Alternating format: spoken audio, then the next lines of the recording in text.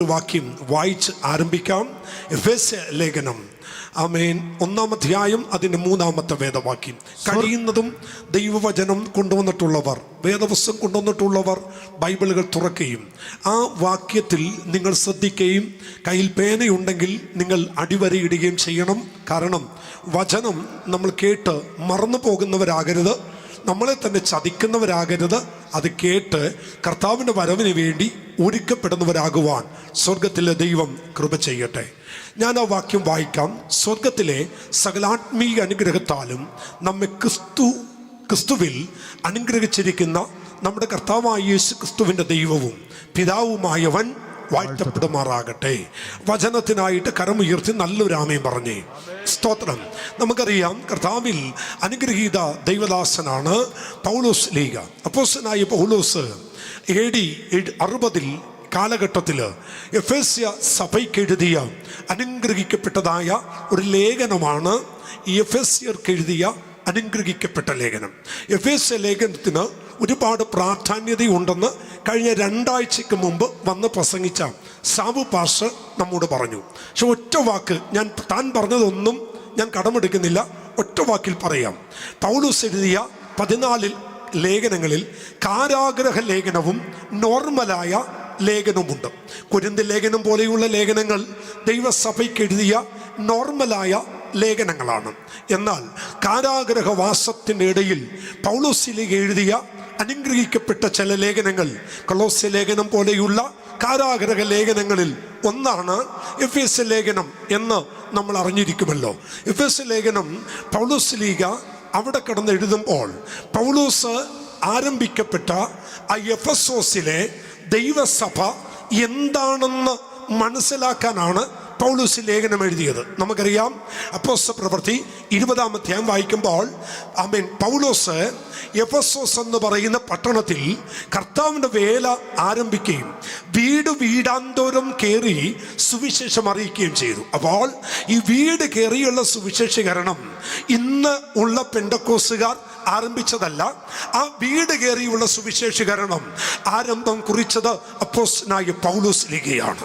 പൗലോസ് ലീഗ 3 സംവത്സരം എഫെസോസിൽ പാർത്ത സമയമൊക്കെയും വീടാന്തരം തോറി സുവിശേഷം അറിയിക്കുകയും വചനത്തിൽ അവരെ ഉറപ്പിക്കുകയും ചെയ്തു. ഇനി വീടുകൾ കയറി സുവിശേഷം അറിയിക്കാൻ നമ്മെ പഠിപ്പിച്ചത് പൗലോസ് ലീഗയാണ്.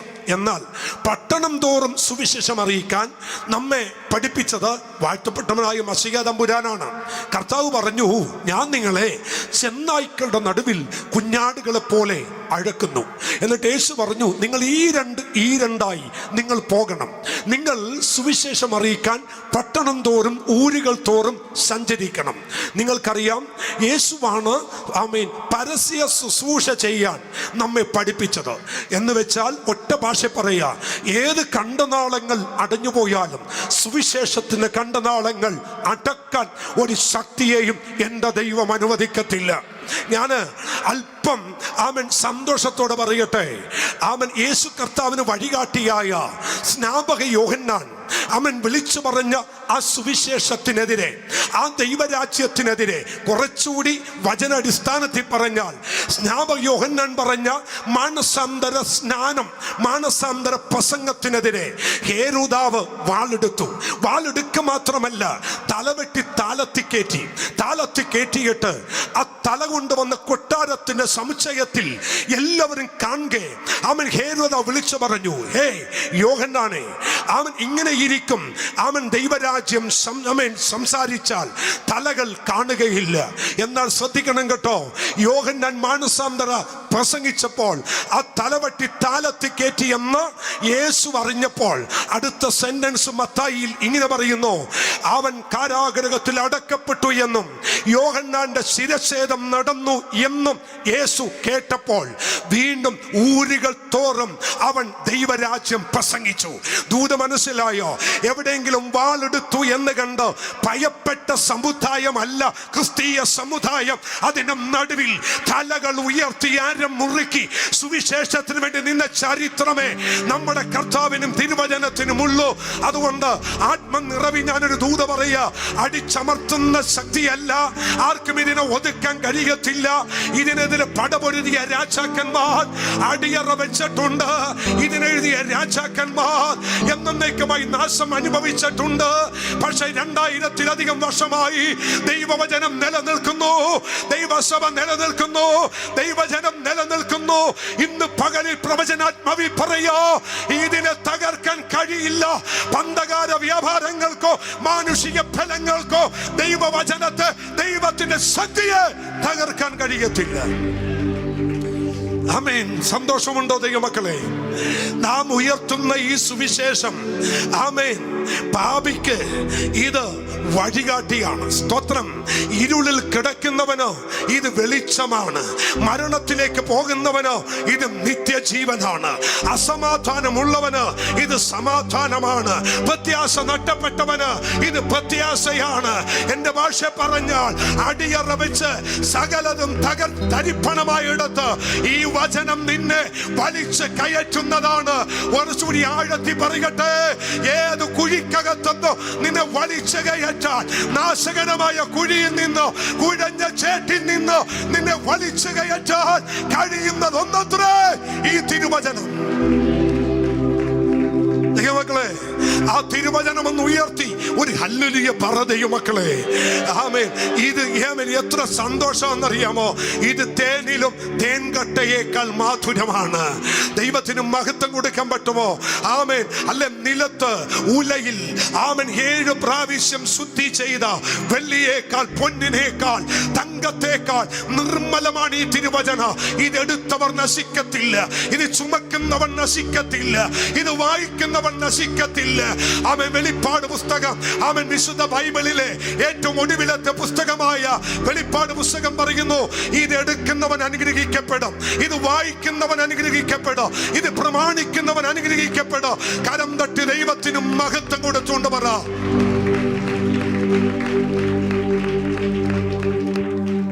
ആമേൻ. ഈ പുസ്തകം എടുത്തതൊരു ഭാഗ്യമാണ്. ഹല്ലേലൂയ. ഞാൻ ഇടയ്ക്കെങ്കിലും ഇങ്ങനെ പറയും, സ്തോത്രം. ആമൻ. ബുദ്ധിയില്ലാത്തവന് ബുദ്ധി കൊടുക്കാൻ, അല്പബുദ്ധിയെ ജ്ഞാനിയാക്കി മാറ്റാൻ ഈ ദൈവവചനത്തിന് കഴിയും. സ്തോത്രം. ഈ വചനം പരാജയപ്പെടില്ല ദൈവമക്കളെ. ആമേൻ.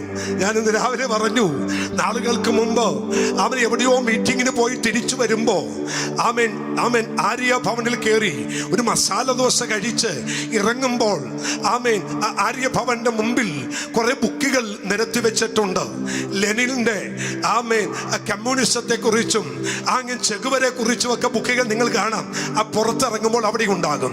ആ കൂട്ടത്തിൽ വിപ്ലവ നായകന്മാരുടെ ബുക്ക് വെച്ചതിന്റെ കൂട്ടത്തിൽ എന്റെ കണ്ണ് പെട്ടെന്ന് ചെന്നത് ഹിറ്റ്ലർ എന്ന് പറയുന്ന ഒരു മനുഷ്യന്റെ ബുക്കാണ്. ഞാൻ അതൊരെണ്ണം വാങ്ങിച്ചു. എനിക്ക് ഭയങ്കര ആ മനുഷ്യന്റെ ചരിത്രം ഭയങ്കര ഇഷ്ടമാണ്. ഞാൻ ഇങ്ങനെ വായിച്ച് വളരെ ത്രില്ലടിച്ചു. അപ്പോൾ 1-2 കാര്യങ്ങൾ എൻ്റെ ഉള്ളത്തിൽപ്പെട്ടു. അതിലൊന്ന്, ഹിറ്റ്ലറുടെ അപ്പൻ ഒരു പക്ക യഹൂദനായിരുന്നു. അപ്പന്റെ ശവകുരീടം ആ മനുഷ്യൻ മാന്തി പുറത്തെടുത്തു. എന്നിട്ട് ആ ശവകുരീരത്തെ പുള്ളി കുപ്പക്കുന്നാക്കി അപ്പന്റെ അസ്ഥി പുറത്തെടുത്ത് അതിനെ തവിടുപൊടിയാക്കി ചാരമാക്കി കത്തിച്ചു കളഞ്ഞു. എന്തിനാ ഹിറ്റ്ലർ ചെയ്തെന്നറിയാമോ? ഹിറ്റ്ലറിന്റെ അപ്പൻ ഒരു യഹൂദനായിരുന്നു. യഹൂദന്മാരോടുള്ള അമർഷം, യഹൂദന്മാരോടുള്ള ആ വാശി, അരിശം തീർത്തത് തന്റെ അപ്പന്റെ കുഴിമാടം മാന്തിയാണ്. അവൻ ഏതെല്ലാം യഹൂദന്മാരെ കിട്ടിയോ അവർ എല്ലാം ചേമ്പറിനകത്ത് കയറ്റിയിറക്കി. എന്നാ ഹിറ്റ്ലറിന്റെ അവസാനം നിങ്ങൾക്കറിയാം അല്ലേ? അവൻ ആരും ചെന്നെത്താത്ത ഒരു വലിയ ദ്വീപിനകത്ത് തന്റെ അവസാന നിമിഷങ്ങൾ താൻ ആയിരിക്കുന്ന സമയത്ത് മനുഷ്യർ ആർക്കും വന്നെത്താൻ കഴിയുന്നില്ല, നാടുകടത്തപ്പെട്ട് എല്ലാവരും ഒറ്റപ്പെട്ട് താൻ അവിടെ കിടക്കുമ്പോൾ മരണത്തെ മുഖാമുഖമായി കണ്ടപ്പോൾ താൻ അവസാനം എഴുതി വെച്ചൊരു വാക്ക് അതിനകത്ത് എൻ്റെ ഹൃദയത്തെ ചുടിപ്പിച്ചു. താൻ ഇങ്ങനെയാ എഴുതിയത്: കരുണാസമ്പന്നനായ മശിഹയായ യേശു ക്രിസ്തുവേ, അങ്ങയെ ഞാൻ ആരാധിക്കുന്നു. എന്തുകൊണ്ടാണെന്നറിയാമോ? ഞാനും ആന്റണിയും ഒക്കെ വാളുകൊണ്ടും കുന്തം കൊണ്ടും രാജ്യം സ്ഥാപിച്ചു. ഞങ്ങളുടെ അഹങ്കാരം കൊണ്ടും ഞങ്ങളുടെ ശൈലി കൊണ്ടും ഞങ്ങൾ രാജ്യത്തെ കൈപ്പിടിക്കകത്തൊതുക്കാൻ നോക്കി. പക്ഷെ ഇന്ന് ആ രാജ്യമില്ല, ആ സൈന്യമില്ല. ഞങ്ങൾ മരണത്തെ മുഖാമുഖമായി കാണുന്നു. എന്ന നസറേനായ യേശുവേ, അങ്ങ് സ്നേഹം കൊണ്ട് ഈ ലോകം മുഴുവൻ കീഴടക്കി. അങ്ങയ്ക്ക് സൈന്യമുണ്ട്, അങ്ങേ ആരാധിപ്പാൻ ആളുകളുണ്ട്, അങ്ങയ്ക്ക് വേണ്ടി നിലനിൽപ്പാൻ ആയിരങ്ങൾ എഴുന്നേറ്റിട്ടുണ്ട്. ഇന്ന് പകൽ അവൻ ഈ ദൂതിനെ വിളിച്ചു പറയുമ്പോൾ സാത്താന്റെ ശക്തികൾ ഈട്ടിഞ്ഞ് തകരുന്നത് വിശ്വസിക്കുന്ന എത്ര പേരുണ്ട്? അവർ കരം തട്ടി ദൈവത്തെ ആരാധിച്ചിട്ട് പറ, ഏതൊക്കെയോ പൈശാചിക മണ്ഡലങ്ങൾ ഇന്ന് പകൽ അഴിഞ്ഞു മാറുകയോ. സ്തോത്രം. അപ്പോസ്തലനായ പൗലോസ് അർത്തിമസ് ദേവി എന്ന് പറയുന്ന ആ ഭയങ്കര സ്ത്രീയുള്ള ഒരു പോരാട്ടമുള്ള സ്ഥലത്ത് നിൽക്കുന്ന ദൈവസഭയോട് മക്കളെ ലേഖനം എഴുതുമ്പോ പൗലോസ് എഴുതി, നിങ്ങൾ സ്വർഗത്തിലെ സകല ആത്മീയ അനുഗ്രഹത്താലും ദൈവം നിങ്ങളെ അനുഗ്രഹിച്ചിരിക്കുന്നു. സ്തോത്രം. ഇത് മനസ്സിലായോ? ഞാൻ ഒന്നുകൂടി പറയാം. സ്വർഗത്തിലെ സകല ആത്മീയ അനുഗ്രഹത്താലും ദൈവം നമ്മെ അനുഗ്രഹിച്ചിരുത്തിയിരിക്കുന്നു. സ്തോത്രം. ഒന്നുകൂടി പറയാം. ഈ ചർച്ചിനകത്തിരുന്ന് ദൈവത്തെ ആരാധിക്കുന്ന ദൈവമക്കളെ, വീണ്ടെടുക്കപ്പെട്ട ദൈവമക്കളെ, കർത്താവിന്റെ കൽപ്പനയനുസരിച്ച് ദൈവിക പ്രമാണത്തിൽ നിൽക്കുന്ന ദൈവ പൈതലേ, നിന്റെ ശിരസിന്റെ മേൽ ഒരാത്മീക അനുഗ്രഹം ദൈവം ഇട്ടിട്ടുണ്ട്. മനസ്സിലായവർ മാത്രം ദൈവത്തെ ആരാധിച്ചോ. എനിക്കറിയാം, കഴിഞ്ഞ 2-3 ദിവസമായി എന്നോട് ദൈവം പറയുന്നു, ഇത് വിട്ടുകളയരുത്, ഇത് പറയാതിരിക്കരുത്, ഇത് പറയണം. എന്റെ ജനത്തെ അനുഗ്രഹിപ്പാനുള്ള കാലം അടുത്തിരിക്കുന്നു. സ്തോത്രം. ചിലരോട് വ്യക്തിപരമായി ചില പ്രവചന ദൂതായി ഞാൻ നിങ്ങളുടെ മുഖത്ത് നോക്കി പറയാ, അനുഗ്രഹിപ്പാനുള്ള കാലത്തിലേക്ക് ദൈവസഭ മാറിയിരിക്കുന്നു. സ്വർഗത്തിലെ സകലാത്മീയ അനുഗ്രഹങ്ങളാൽ നിങ്ങളുടെ തലമുറകളുടെ മേൽ ഒരു അനുഗ്രഹം വെളിപ്പെടാൻ പോകുന്നു. നിങ്ങളുടെ കുഞ്ഞുങ്ങളുടെ മേൽ ഒരു അനുഗ്രഹം വെളിപ്പെടാൻ പോകുന്നു. എന്താണ് ദൈവം നമുക്ക് നൽകിയ അനുഗ്രഹം? സ്തോത്രം. ദൈവമക്കളെ, നമ്മുടെ കർത്താവ് വരാൻ സമയമായി. സന്തോഷമുണ്ടോ? നമ്മുടെ യേശു വരാൻ കാലമായി. ഒരു ക്രിസ്ത്യാനിയുടെ ഏറ്റവും വലിയ ഭാവി പ്രത്യാശ എന്താന്ന് ചോദിച്ചാൽ, ആമേൻ, നമ്മുടെ ഏറ്റവും വലിയ ഭാവി പ്രത്യാശ നമ്മുടെ അപ്പച്ചൻ താമസം എന്നെ വരും. സന്തോഷം പോരല്ലോ, നമ്മുടെ കർത്താവ് വേഗത്തിൽ വരും. ഹല്ലേലൂയ. അങ്ങനെ സന്തോഷമുള്ള എത്ര പേരുണ്ട്? നമ്മുടെ കർത്താവ് വരാൻ സമയമായി. നമുക്ക് വേണ്ടി മരിച്ച്, നമുക്ക് വേണ്ടി ജീവനെ തന്ന്, നമുക്ക് വേണ്ടി രക്തമൊഴിച്ച്, അവൻ അടക്കപ്പെട്ട് 3-ാം ദിവസം ഉയർത്തെഴുന്നേറ്റ് സ്വർഗത്തിൽ ഇന്ന് നമുക്ക് വേണ്ടി വാസസ്ഥലം ഒരുക്കുന്ന ആ കർത്താവായ യേശു നമ്മെ ചേർക്കാൻ വേഗത്തിൽ വരും. ആമേൻ. അതുകൊണ്ട് അടുത്തിരിക്കുന്ന വ്യക്തിയുടെ കൈ കൊടുത്തൊന്ന് മുഖത്ത് നോക്കി പറ, മാറാനാഥ.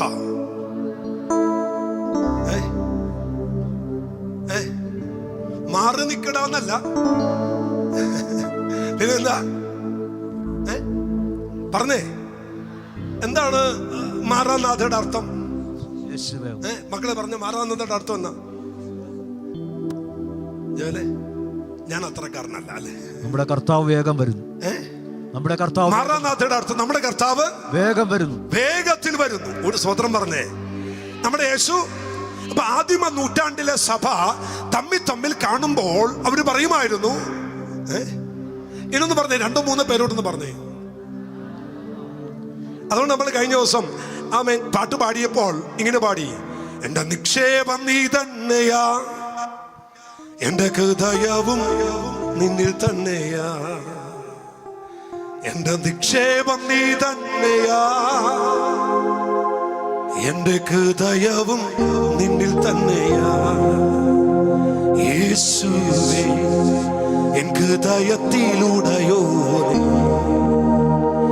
എന്റെ ഹൃദയത്തെ കവർന്നോനെ. യേശുവേ എൻ ഹൃദയത്തിലൂടെയോനെ, എന്റെ ഹൃദയത്തെ കവർന്നോനെ. വേഗത്തിൽ വരുമേ, വേഗത്തിൽ വരുമേ, എന്നെയും ചേർത്തിടുവാ. വേഗത്തിൽ വരുമേ,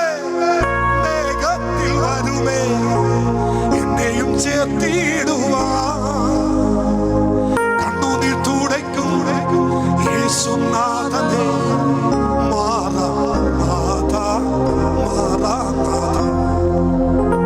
കണ്ണുനീർ തുടയ്ക്കും യേശുനാഥനെ, മാറാനാഥ, മാറാനാഥ. എന്റെ നിക്ഷേപം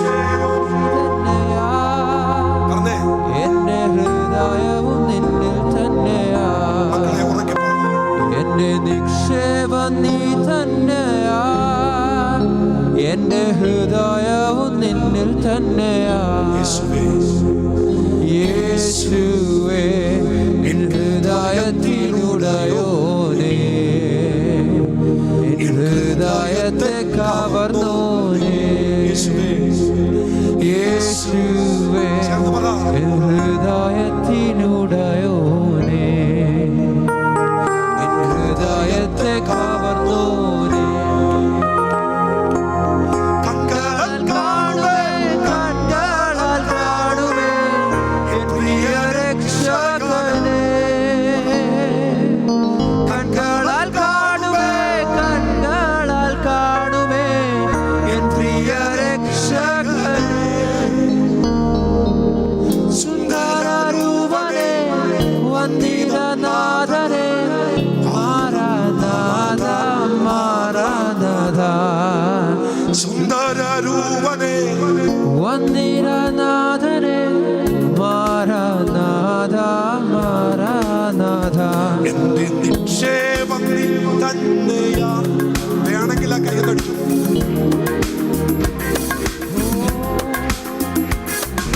നിക്ഷേപം നീ തന്നെയാ. എന്റെ ഹൃദയവും നിന്നിൽ തന്നെയാ.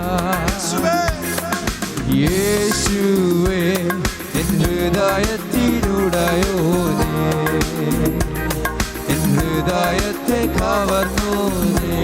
യേശുവെന്ന് വിളിച്ചാൽ യേശുവേ എൻ ഹൃദയത്തിലുടയോനേ, എൻ ഹൃദയത്തെ കവർന്നോനേ. ആയിരം വാക്കുകൾ നീയാൽ പോരെ യേശുവേ. ആയിരം വാക്കുകൾ നീയാൽ പോരെ കാന്തനാമെന്നേശുവേ. നിനക്കോരും വേണമേ, വരവോളം വേണമേ, മാറാനാഥ, മാറാനാഥ. നിനക്കോരും വേണമേ, വരവോളം വേണമേ, മാറാനാഥ, മാറാനാഥ. എന്റെ നിക്ഷേപം നീ തന്നെയാ. എന്റെ ഹൃദയവും നിന്നിൽ തന്നെയാ. എന്റെ നിക്ഷേപം നീ തന്നെയാ. എന്റെ ഹൃദയവും നിന്നിൽ തന്നെയാ. യേശുവേ എൻ ഹൃദയത്തിലുടയോനേ, എൻ ഹൃദയത്തെ കവർന്നോനേ. യേശുവേ എൻ ഹൃദയത്തിലുടയോനേ, എൻ ഹൃദയത്തെ കവർന്നോനേ. നമ്മുടെ യേശു വരാൻ സമയമാണ്. അമ്മേ, ഞാൻ കഴിഞ്ഞ ദിവസം പറഞ്ഞു, യേശു വരുവാൻ താമസിക്കുന്നത് എന്തുകൊണ്ടാണ്? യേശു വരാൻ താമസിക്കുന്നതിന് ഒന്ന് രണ്ട് കാരണങ്ങളുണ്ട്. ഒന്ന്, പത്രോസ് അപ്പോസ്തലൻ പറയുന്നു, ചിലർ നനയ്ക്കുന്നത് പോലെ അവൻ്റെ വരവ് താമസിക്കുന്നു എന്നുള്ളത് നിങ്ങൾ അറിയണം. ചിലരുടെ പേരുകൂടി ജീവന്റെ പുസ്തകത്തിൽ എഴുതപ്പെടേണ്ടതിനാണ് യേശു വരാതെ. ആമേൻ. നമ്മൾ പ്രസംഗം കഴിഞ്ഞ് ആശീർവാദം പറയുമ്പോൾ പിതാവായ ദൈവത്തിന്റെ സ്നേഹവും പുത്രനായ യേശുവിന്റെ കൃപയും ആശ്വസിപ്പിച്ച് വഴിനടത്തുന്ന പരിശുദ്ധാത്മാവിന്റെ കൂട്ടായ്മയും കാവലും സംസർഗവും നിങ്ങളോട് ഉണ്ടാകട്ടെ എന്ന് പറഞ്ഞ് അവസാനിപ്പിച്ച് ആമേൻ യേശുവേ വേഗം വരണമെന്ന് പറയുമ്പോൾ ഞാൻ അല്പം കുറച്ചേ പറയൂ. അവൻ യേശുവേ വേഗം വരണമെന്ന് ഞാൻ പറയില്ല. എന്നാന്നറിയോ, തടിമാടന്മാരായ 4 ചേട്ടന്മാർ ഇനിയും യേശുവിനെ അറിയാനുണ്ട്. ആമേൻ. അവര് നരകത്തിൽ പോകരുത്. അവർക്ക് വേണം നിത്യത. അവരുടെ അനിയൻ പ്രസംഗിക്കുന്ന ഈ യേശു ജീവനുള്ളവനൊന്നും അവൻ മാറാനാഥയാണ് വരാൻ പോകുന്നു എന്നും അവർ തിരിച്ചറിയണം. അവരും കൂടി ഈ പുസ്തകം അനുസരിക്കേണ്ടതിന്, അവരും കൂടി ഈ പെട്ടകത്തിനകത്ത് കയറേണ്ടതിനാണ് യേശു വരാൻ താമസിക്കുന്നത്. 2, യേശു വരാൻ താമസിക്കുന്നതിന് കാരണം പിതാവിന്റെ ആജ്ഞ ലഭിച്ചിട്ടില്ല. യേശു പറഞ്ഞു, എന്റെ വരവ് എനിക്ക് അറിയത്തില്ല, ദൂതന്മാർക്ക് പോലും അറിയില്ല. പിന്നെ ആ വരവിന്റെ ദിവസം പിതാവിന് മാത്രമേ അറിയത്തുള്ളൂ. പിതാവിന്റെ കൽപ്പന കിട്ടാതെ യേശുവിന് വരാൻ കഴിയത്തില്ല. 3, യേശു വരാൻ താമസിക്കുന്നതിന്റെ കാര്യം യേശു പറഞ്ഞു, അത്തി തളിർക്കുമ്പോൾ വേനൽ അടുത്തു എന്നറിയുക. അത്തി യഹൂദനെ കാണിക്കുന്നു. അത്തി തളിർക്കുക, അതിന്റെ അർത്ഥം ആമേൻ, യഹൂദ ജനം അവരുടെ സ്വന്തം നാട്ടിലേക്ക് മടങ്ങി വരികയും അവരുടെ അഭിമാന സ്തംഭമായ AD 70 തകർക്കപ്പെട്ട യെരുശലേം ദൈവാലയം അവർ പുതുക്കി പണിയുകയും ആ ദൈവാലയത്തിൽ അവൻ ചുവന്ന പശുക്കിടാവിനെ യാഗം കഴിക്കുന്ന ആ അത്തി തളിർക്കുന്ന സമയം വരുമ്പോ ഓർത്തോ, എന്റെ വരവേറ്റം അടുത്തു. ദൈവമക്കളെ, ഞാൻ നിങ്ങളുടെ സന്തോഷിക്കാൻ ഒരു വാക്ക് നിങ്ങളോട് പറയാം, ശ്രദ്ധിക്കണേ. ആമേൻ. അത്തി തളിർക്കുക എന്നതിന്റെ അർത്ഥം യേശു ഉദ്ദേശിച്ചത് ആമൻ ചിതറപ്പെട്ട ലോകരാജ്യങ്ങളിലേക്ക് പോയ സകല ഇസ്രായേൽ മക്കളും ഇസ്രായേലിലേക്ക് മടങ്ങി വരണം. അവര് മടങ്ങി വന്ന് അവർക്ക് നഷ്ടപ്പെട്ട ആലയം അവർ പണിയും. ആലയത്തിൽ അവര് യാഗം ആരംഭിക്കും. എന്നാൽ കേൾക്കണോ, ആമേൻ, വർഷങ്ങൾക്ക് മുമ്പ് ചിതറിപ്പോയ സകല യഹൂദന്മാരും ഇസ്രായേലിലേക്ക് മടങ്ങി വന്നു കഴിഞ്ഞു, അല്ലേ? കഴിഞ്ഞ കാലങ്ങൾ നമ്മൾ പറയുമായിരുന്നു, മട്ടാഞ്ചേരിയിൽ പോകാൻ ഒരു സാറാം അമ്മച്ചിയുണ്ട്, അല്ലേ? പക്ഷേ അവസാനത്തെ സാറാം അമ്മച്ചിയും ആ ഇസ്രായേലിലെത്തി. കഴിഞ്ഞ ദിവസം പത്രവാർത്തയിൽ നിങ്ങൾ കണ്ടു, ഒരു യഹൂദന്റെ ഒരു വിവാഹം.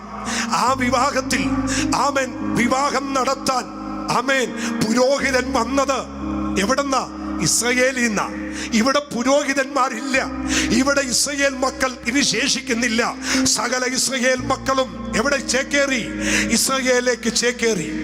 അവര് ലോകത്തെ വെല്ലുവിളിച്ചിരിക്കുന്നത്, ആലയം പണിയാൻ ഞങ്ങൾക്ക് സാങ്ഷൻ കിട്ടിയാൽ 365 ദിവസം ഞങ്ങൾക്ക് വേണ്ട, 30 ദിവസമെന്ന് വിരലെ എണ്ണി തീർത്താൽ യെരുശലേം ദൈവാലയം ഞങ്ങൾ പണി പൂർത്തീകരിക്കും. ദൈവമക്കളെ, തല ഉയർത്തി ചെവി തുറന്ന് കേൾക്കണം കേട്ടോ.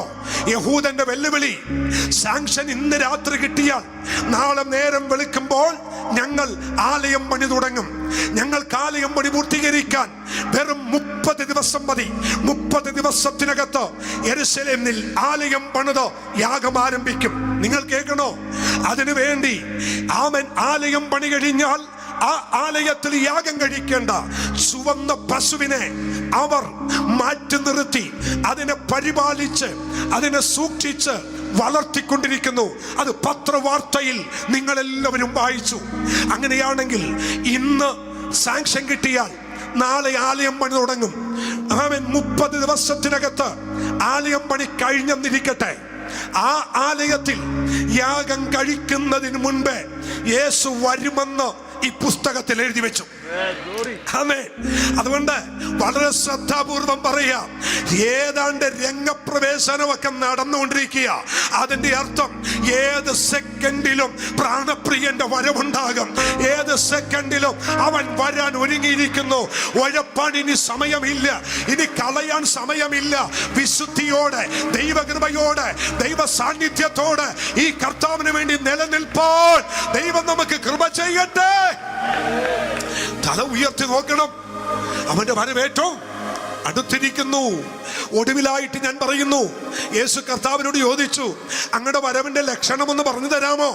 ലൂക്കോസ് 24 യേശു പറഞ്ഞു, ഞാൻ പറയാം, എന്റെ വരവിന്റെ ലക്ഷണം, ആമേൻ, ക്ഷാമമുണ്ടാകും, ഭൂകമ്പമുണ്ടാകും, വ്യാധികൾ ഉണ്ടാകും. ആമേൻ.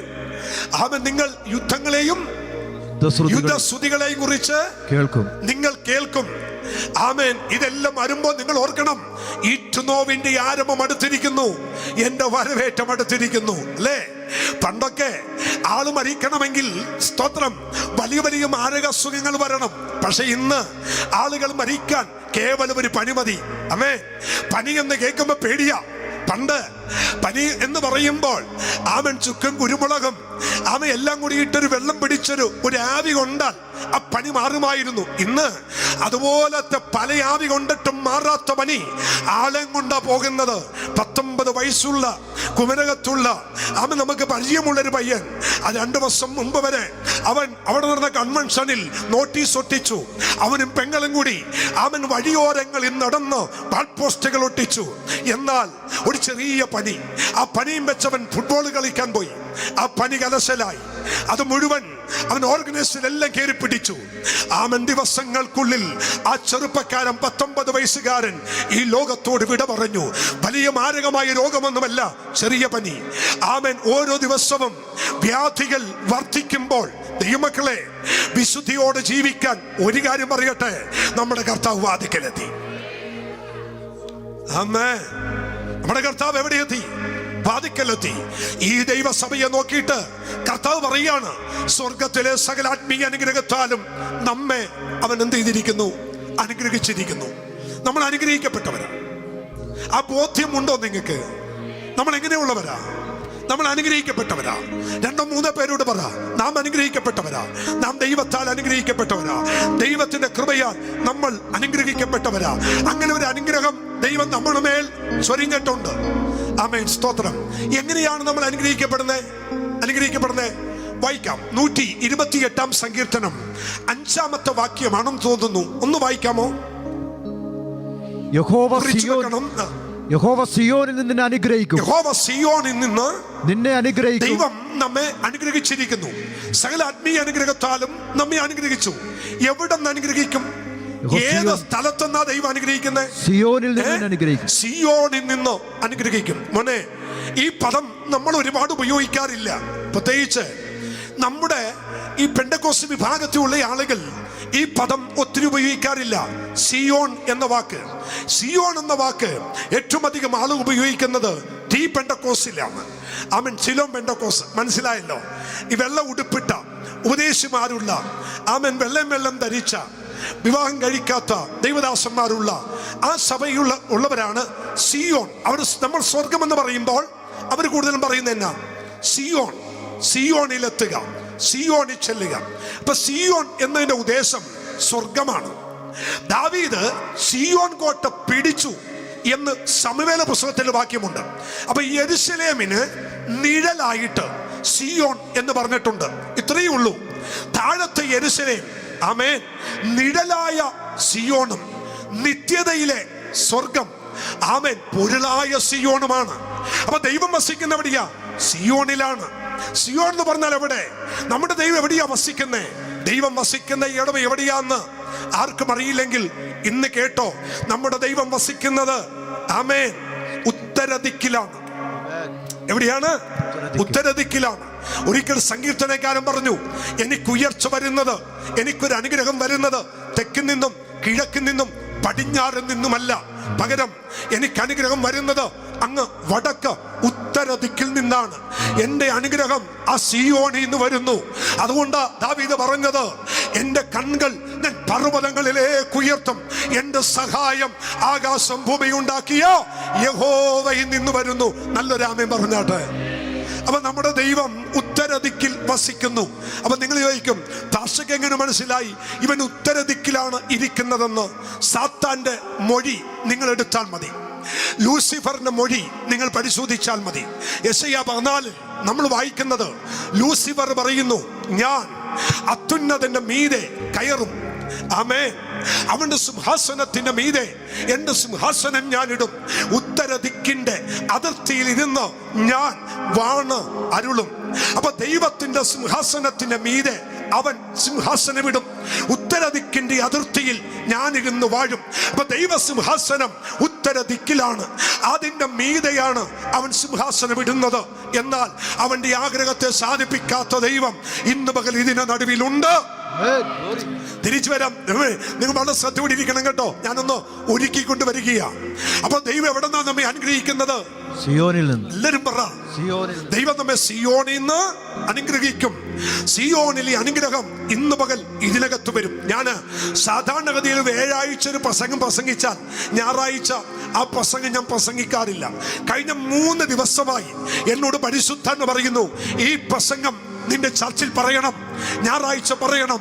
എൻ്റെ ജനത്തെ ഞാൻ അനുഗ്രഹിക്കാൻ പോകുകയാണ്.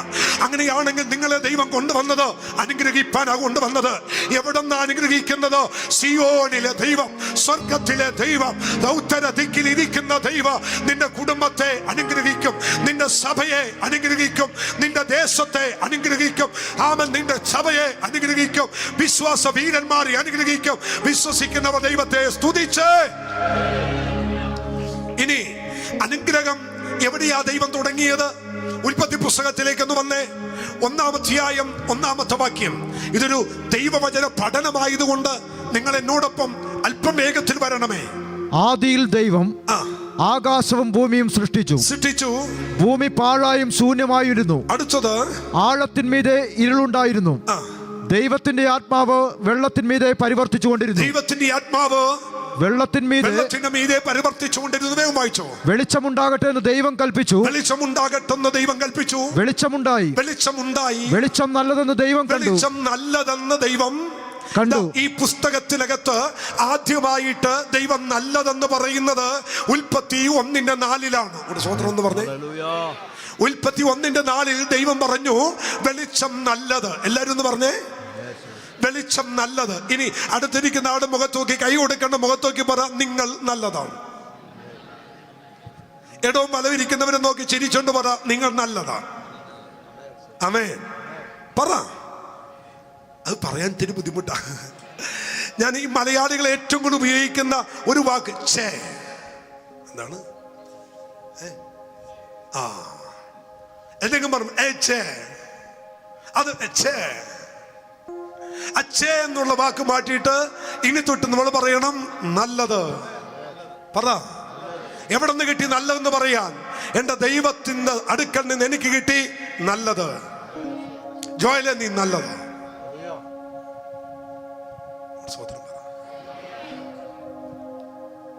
ഇത്രേ ഉള്ളൂ. നല്ലതെന്ന് പറഞ്ഞാൽ തീരാവുന്ന പ്രശ്നമേ ഉള്ളൂ. ഭാര്യ നോക്കി പറ, നല്ലതാണ്. കുഞ്ഞുങ്ങളെ നോക്കി പറ, എന്താണ്? നല്ലതാണ്. എന്തൊരു കോലവടാന്നെന്ന് പറയരുത്. നിന്നെ 10 കാശിന് കൊള്ളത്തില്ലെന്ന് പറയരുത്. ഇങ്ങനെയാണ് ഇവിടെ ജീവിക്കുന്നതെന്ന് പറയരുത്. അപ്പുറത്തെ വീട്ടിൽ തോമാച്ചനെ നോക്ക്, ഷാരൂഖ് ഖാനെ പോലെ ഇരിക്കുന്നെന്ന് പറയരുത്. പറ, നീ നല്ലതാണ്. ഒന്ന് സ്തോത്രം പറ. ദൈവം ആദ്യമേ പറഞ്ഞു വെളിച്ചം നല്ലത്. വെളിച്ചം നല്ലത്. പിന്നെ 6 ദിവസം ദൈവം സൃഷ്ടിച്ചു. ഒരു ദിവസത്തെ സൃഷ്ടിയെ നോക്കിയിട്ട് ദൈവം നല്ലതെന്ന് പറഞ്ഞില്ല. എന്തിന്? വിധാനം. ആകാശം ഉണ്ടാവട്ടെ എന്ന് ദൈവം പറഞ്ഞു. ആകാശത്തെ നോക്കിയിട്ട് ദൈവം നല്ലതെന്ന് പറഞ്ഞില്ല. അതിന് 2 കാര്യങ്ങൾ വേദപണ്ഡിതന്മാർ പറയുന്നു. ആകാശത്തെ നോക്കി നല്ലത് എന്ന് പറയാൻ 2 കാര്യം.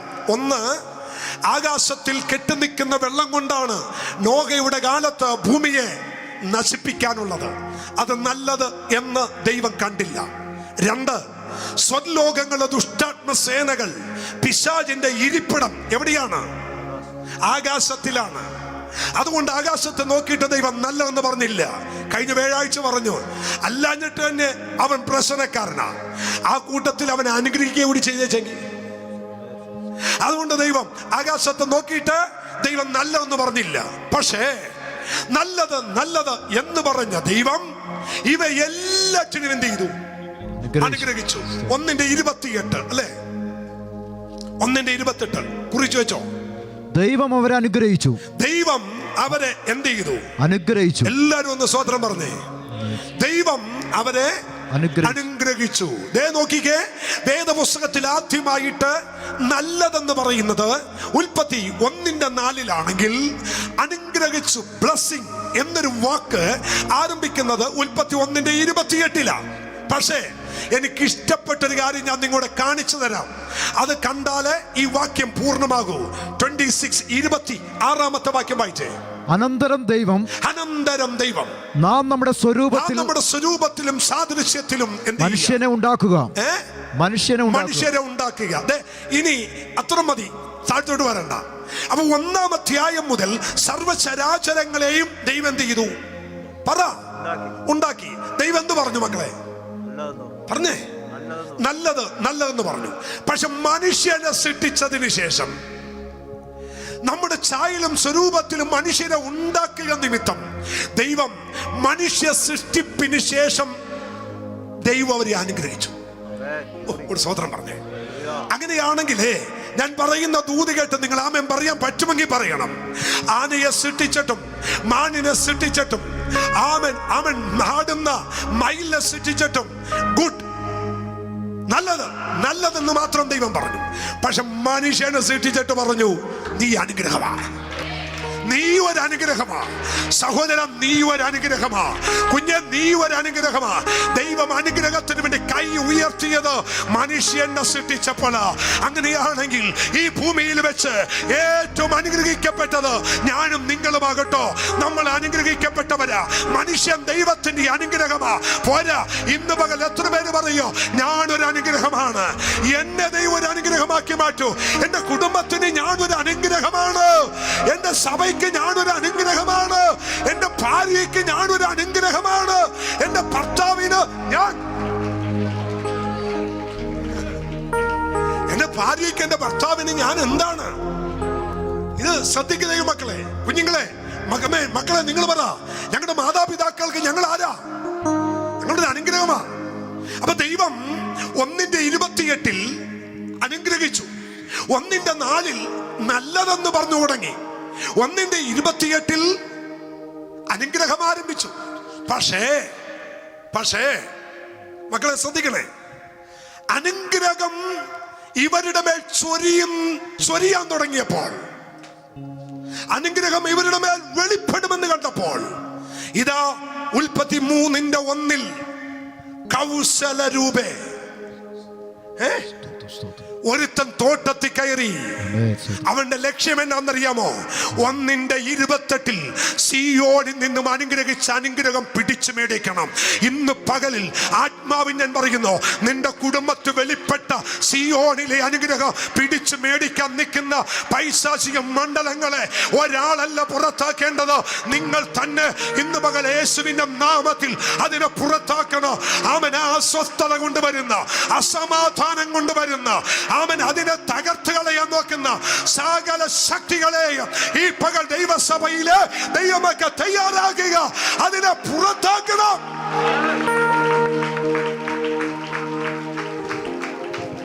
സ്തോത്രം, സ്തോത്രം, സ്തോത്രം, സ്തോത്രം.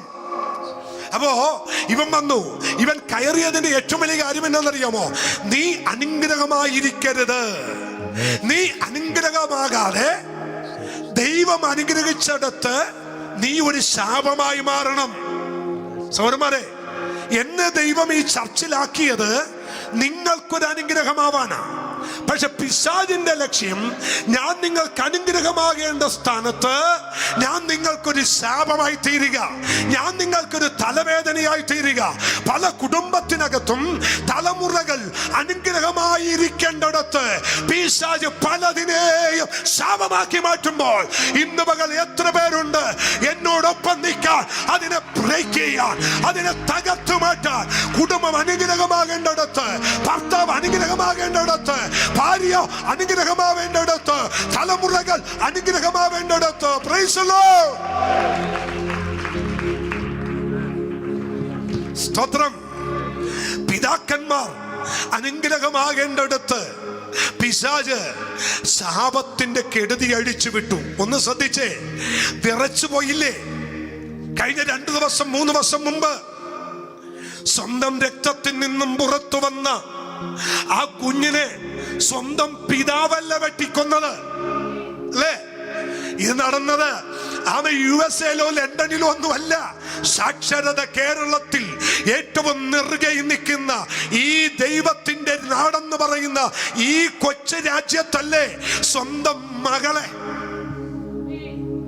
സ്വതന്ത്രം. ഒരു ഹല്ലേലൂയ പറ. കൗൺസിലിങ്ങിനിടെ ആമേൻ, എനിക്ക് ഒരുപാട് എക്സ്പീരിയൻസ് ഒന്നുമില്ല, പക്ഷേ ഒരു എക്സ്പീരിയൻസ് ഞാൻ പറയാം. കൗൺസിലിങ്ങിനിടെ ഒരു കൊച്ചുമോൾ എന്നോട് പറഞ്ഞു, പാസ്റ്റർ ഞാനിപ്പോ ബോർഡിങ്ങിൽ നിന്നാ പഠിക്കുന്നേ. എന്നാ പറ്റി നീ ഇത്ര ചെറുപ്പത്തിൽ ബോർഡിങ്ങിലേക്ക് പോയത്? പാസ്റ്റർ, ആ വീട്ടിൽ താമസിക്കണമെങ്കിൽ എന്റെ അപ്പൻ ചാകണം, എന്റെ അപ്പം മരിച്ചെങ്കിലേ എനിക്കവിടെ സ്വസ്ഥതയോടെ ജീവിക്കാൻ പറ്റൂ. ഞാൻ ചോദിച്ചു, മോളെ നീ എന്നാ ഈ പറയുന്നേ? ഇല്ല പാസ്റ്റേ, എന്നെ പിച്ച് ചീന്താൻ, എന്റെ ശരീരത്തെ നശിപ്പിക്കാൻ ആമേൻ ഒരു ഊരസിമുഖം പോലെ എന്റെ വീട്ടിൽ നിൽക്കുന്ന എന്റെ അപ്പനാ. ആമേൻ, അമ്മയില്ലാത്തപ്പോ എനിക്ക് പേടിയാ. ഞാൻ ഓടിപ്പോയി അയൽവക്കത്ത് പോയിരിക്കും, അമ്മ വരുമ്പോൾ ഞാൻ വരും. എന്നെ അമ്മ പൂട്ടി ഡോറടച്ച് ലോക്ക് ചെയ്ത് താക്കോല് മാറ്റിവെച്ച ഭാഷ എന്നെ രാത്രി കിടത്തി ഉറക്കുന്നേ. ഈ സാക്ഷരത കേരളത്തിനകത്ത് ദൂത് മറക്കല്ലേ. അനുഗ്രഹമാകേണ്ട പല കുടുംബങ്ങളും പിശാച് ശാപമാക്കി. പക്ഷെ ഇന്ന് ആത്മാവ് എന്നോട് പറയുന്നു, ഇതിനകത്തിരിക്കുന്ന ഇത്രയും ദൈവമക്കൾ ഒരുമിച്ചൊന്ന് ആരാധിക്കാമെങ്കിൽ ആ ശാപത്തിന്റെ കെട്ടുകളെ എന്താ ദൈവം പൊട്ടിച്ചു മാറ്റോ? ഇല്ല ഇല്ല, നമ്മുടെ പരിസരത്ത്, നമ്മുടെ ദേശത്ത്, നമ്മുടെ പട്ടണത്തിൽ, നമ്മുടെ കേരളത്തിൽ അങ്ങനെ ഒരു കാര്യം നടക്കരുത്. അനുഗ്രഹമായി തീരേണ്ടത് ഒരിക്കലും ശാപമായി മാറരുത്.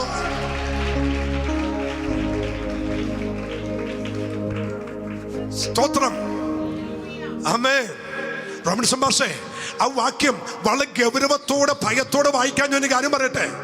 ആമേൻ. 1:4 നല്ലതെന്ന് പറഞ്ഞു, 1:28 അനുഗ്രഹം എന്ന് പറഞ്ഞു. 3:14 നോക്കിക്കേ, വേദം ഇത് കണക്റ്റഡാ. നല്ലത്, അനുഗ്രഹം. മൂന്നാമത് അതിന്റെ വാലെ പിടിച്ചു വരുന്ന വാക്യം ഒന്ന് ശ്രദ്ധിച്ചേ. യഹോവയായ ദൈവം പാമ്പിനോട് കൽപ്പിച്ചത്, നീ ഇത് ചെയ്യുക കൊണ്ട് എല്ലാ കന്നുകാലികളിലും എല്ലാ കാട്ടുമൃഗങ്ങളിലും വെച്ച് നീ ശപിക്കപ്പെട്ടിരിക്കുന്നു.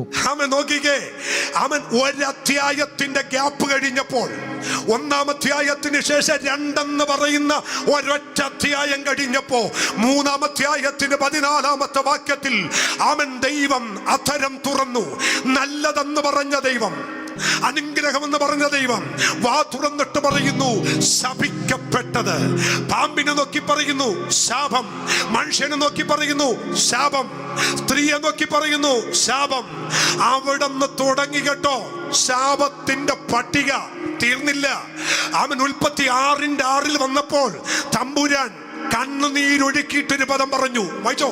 താൻ ഭൂമിയിൽ മനുഷ്യനെ ഉണ്ടാക്കുക കൊണ്ട്, താൻ ഭൂമിയിൽ മനുഷ്യനെ ഉണ്ടാക്കുക കൊണ്ട് യഹോവ അനുതപിച്ചു. ദൈവം എന്ത് ചെയ്തു? അനുതപിച്ചു. ഇത് കണ്ടിട്ടുണ്ടോ നിങ്ങൾ? ദൈവം ഭൂമിയിൽ മനുഷ്യനെ ഉണ്ടാക്കുക നിമിത്തം എന്ത് ചെയ്തു? അനുതപിച്ചു. അനുതപിച്ചു. എന്നിട്ട് അവസാനം ഒരു വാക്കുകൂടി പറഞ്ഞു, അതവന്റെ ഹൃദയത്തിന് ദുഃഖമായി. അതവന്റെ ഹൃദയത്തിന് ദുഃഖമായി. നമ്മൾ പറയില്ലേ, ദൈവമേ അയ്യോ ഇവനെ കൊണ്ട് ഞാൻ മടുത്തു, ഇവൻ എനിക്കൊരു ദുഃഖമാണല്ലോ എന്ന് പറയില്ലേ. അതുകൊണ്ട് മാനവ കുലത്തിലെ മനുഷ്യനെ ഉണ്ടാക്കുക കൊണ്ട് ദൈവം എന്ത് ചെയ്തു? ദുഃഖിച്ചു. ഈ പദം നിങ്ങൾക്ക് എത്രമാത്രം വേദനയാകുന്നു എനിക്കറിയത്തില്ല. പക്ഷെ ഇത് വായിച്ചിട്ടുണ്ടല്ലോ, എനിക്ക് ഡയറിയിൽ എഴുതിയിട്ട് എനിക്ക് മുന്നോട്ട് പോകാൻ പറ്റിയില്ല. കാരണം ദൈവം ദുഃഖിച്ചു എന്ന് പറയുമ്പോ ദൈവത്തിന് ദുഃഖമുണ്ടോ? സമാധാനത്തിന്റെ ഉറവിടമല്ല ദൈവം, സമാധാനത്തിന്റെ പ്രഭുവല്ല ദൈവം. ആ സമാധാനത്തിന്റെ ഉറവിടമായ സകലതും സ്വസ്ഥതയും സമാധാനവും സന്തുഷ്ടിയും വിശ്വസ്തതയും കൊണ്ട് നിറഞ്ഞ ദൈവത്തിന്റെ ഹൃദയം ഇപ്പൊ ദുഃഖിക്കുന്നു. ആര് നിമിത്തം? മനുഷ്യ നിമിത്തം. ദൂതന്മാരെക്കാൾ അല്പം മാത്രം താഴ്ത്തി സൃഷ്ടിച്ച മനുഷ്യനാണ് ദൈവത്തിന് വിരോധം. ഒരു പക്ഷിയും ഒരു നാൽക്കാലിയും ഒരു ഇഴജന്തു പോലും ദൈവത്തിന് വിരോധമായി നിന്നിട്ടില്ല. ദൈവത്തിന്റെ ഛായയിലും സ്വരൂപത്തിലും സൃഷ്ടിക്കപ്പെട്ട മനുഷ്യൻ ദൈവത്തെ ദുഃഖിപ്പിച്ചു. സന്തോഷമുണ്ടോ? ഉണ്ടോ? ഇനി അടുത്തൊരു കാര്യം പറയാൻ പോവുക. ഉറക്കെ ഒരു ആമേൻ പറയണം കേട്ടോ. ഇത്രയും കാര്യം വന്ന് നിൽക്കുമ്പോ ഒന്ന് ശ്രദ്ധിച്ചേ, 6:8 വായിച്ച മോനെ. എന്നാൽ നോഹയ്ക്ക് യഹോവയുടെ കൃപ ലഭിച്ചു. എന്നാൽ നോഹയ്ക്ക് ദൈവത്തിന്റെ എന്ത് ലഭിച്ചു? കൃപ ലഭിച്ചു. ശപിക്കപ്പെട്ടു, ദൈവം ഹൃദയത്തിൽ ദുഃഖിച്ചു. അയ്യോ, ഇവനെ സൃഷ്ടിച്ചുകൊണ്ട് എന്റെ ഹൃദയം വ്യസനിക്കുന്നു എന്ന് പറഞ്ഞ ദൈവം ഒരാളെ കണ്ടിട്ട് സന്തോഷിച്ചു. അവന്റെ പേരൊന്ന് ഉറക്കെ പറ. അവന്റെ പേര് നോഹ.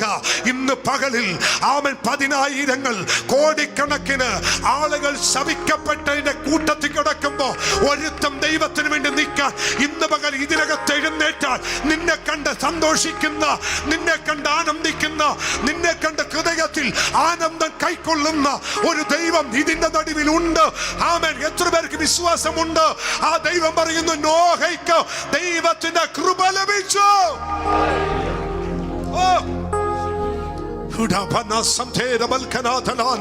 ദൈവമക്കളെ, ഇത്രയും പാപം അവൻ ദൈവം പോലും വെറുത്തിട്ടിരുത്ത്, ദൈവം പോലും മടുത്തുപോയെടുത്ത് ഒരൊറ്റ നോഹ പെട്ടകം പണിയാൻ എഴുന്നേറ്റപ്പോൾ, ദൈവത്തിന്റെ കൽപ്പന അനുസരിക്കാൻ എഴുന്നേറ്റപ്പോൾ ആ നോഹയ്ക്ക് ദൈവത്തിന്റെ കൃപ ലഭിച്ചു. സ്തോത്രം. അതും വിവരിക്കുന്നില്ല, എനിക്ക് ഇന്ന് മുഴുവൻ പറയണം. അവിടം കഴിഞ്ഞ് കുറച്ചുകൂടി വന്നപ്പോ അതേ തലമുറയിൽ ദൈവത്തിന് രണ്ടാമതൊരുത്തനെ കിട്ടി. ശാപം മാറി അനുഗ്രഹം പകരാൻ 300 വയസ്സുള്ള ഈ അപ്പച്ചൻ ശപിക്കപ്പെട്ട സ്ഥലത്തുനിന്ന് ദൈവത്തിന്റെ കൈപിടിച്ച് നടക്കാൻ തുടങ്ങി. അവന്റെ പേരെന്ന് പറഞ്ഞേ ഹാനോക്ക്. ഹാനോക്ക്. ഹാനോക്ക്. ആരാ മക്കളെ? ഞാനിതിങ്ങനെ ഒരു സിമ്പിളായി കഥ പറയുന്ന പോലെ പറഞ്ഞു തരുന്ന എന്നാന്നറിയോ? ഇവരിക്കുന്ന കൊച്ചുമക്കൾക്ക് എല്ലാം ഇതകത്ത് കയറണം. ആ ശാപം മാറി അനുഗ്രഹം, സിയോണിൽ അനുഗ്രഹം ഏറ്റെടുപ്പാൻ ഒരു ഹാനോക്ക് റെഡിയായി. 300 സംവത്സരം ദൈവത്തോട് കൂടെ നടന്നു. കുറച്ചു കഴിഞ്ഞപ്പോ ദൈവം അവനെ അങ്ങ് എടുത്തുകൊണ്ടുപോയി. ഹാനോക്കിനെ അങ്ങ് എടുത്തുകൊണ്ടുപോയി. അനുഗ്രഹത്തിന്റെ പൂർത്തീകരണമാണ് എടുക്കപ്പെടൽ. മനസ്സിലായില്ല? അനുഗ്രഹത്തിന്റെ പൂർത്തീകരണമാണ് ദൈവം നമ്മെ എടുത്തുകൊള്ളുന്നത്. വിശ്വസിക്കുന്നുണ്ടോ നിങ്ങൾ? ദൈവത്തിന് നല്ലൊരു ആമേൻ പറ. അപ്പൊ പഴയ നിയമത്തിൽ ഇനി വന്ന് ഇടിച്ചു നിൽക്കുന്ന, ഇവിടെ നമ്മൾ മാറാൻ പോയ, ഇനി ഇടിച്ചു നിൽക്കുന്നത് ആരെയാണെന്നറിയാമോ? 12-ാം അധ്യായത്തിൽ ദൈവം വന്നിട്ട് പറഞ്ഞു, സിയോണിൽ നിന്ന് എനിക്ക് നിന്നെ അനുഗ്രഹിക്കണം. ആരെ? അബ്രഹാമിനെ. അബ്രഹാമിനെ വിളിച്ചിട്ട് പറഞ്ഞു, സിയോണിൽ നിന്ന് ഞാൻ നിന്നെ അനുഗ്രഹിക്കാൻ പോകുക. പക്ഷേ നീ ചെയ്യേണ്ട 1-2 കാര്യമുണ്ട്. അബ്രഹാമേ, നീ ദേശത്തെയും പിതൃഭവനത്തെയും ദേശത്തെയും ചാർച്ചക്കാരെയും പിതൃഭവനത്തെയും വിട്ട് പുറപ്പെട്ട് ഞാൻ നിന്നെ കാണിപ്പാനിരിക്കുന്ന ദേശത്തേക്ക് പോകാം. അടുത്തത്, ഞാൻ നിന്നെ വലിയൊരു ജാതിയാക്കും. ഞാനൊരു വലിയൊരു ജാതിയാക്കും. നിന്നെ അനുഗ്രഹിക്കും. നോക്കിക്കേ, എവിടെ പോയതാ ഇത്? എവിടെ പോയി? ഉൽപ്പത്തി 1:28 നഷ്ടപ്പെട്ട അനുഗ്രഹം ഇപ്പോ ഒരു മനുഷ്യന്റെ മേൽ ദൈവം അങ്ങ് പകരാൻ പോകുക. ഒരു ഹല്ലേലൂയ പറ. സ്തോത്രം, സ്തോത്രം, സ്തോത്രം. ഉൽപ്പത്തി 1:28 3-ാം അധ്യായത്തിലോട്ട് കയറി ശാപത്തിന്റെ നെറുകെ നിൽക്കുമ്പോ ദൈവം ഇവിടെ പറയുന്നു, ഞാൻ നിന്നെ വലിയൊരു ജാതിയാക്കും, നിന്നെ ഞാൻ അനുഗ്രഹിച്ച് നിന്റെ പേരെന്ത് ചെയ്യും? വലുതാക്കും. ഒരു ആമേൻ പറഞ്ഞോ? ഹല്ലേലൂയ. നിന്നെ ദൈവം അനുഗ്രഹിക്കും. ഇത് വേണമെങ്കിൽ ആമേൻ പറഞ്ഞ് കേട്ടെടുക്കണം. നിന്നെ ദൈവം അനുഗ്രഹിക്കും. ദൈവം നിന്റെ പേര് വലുതാക്കും.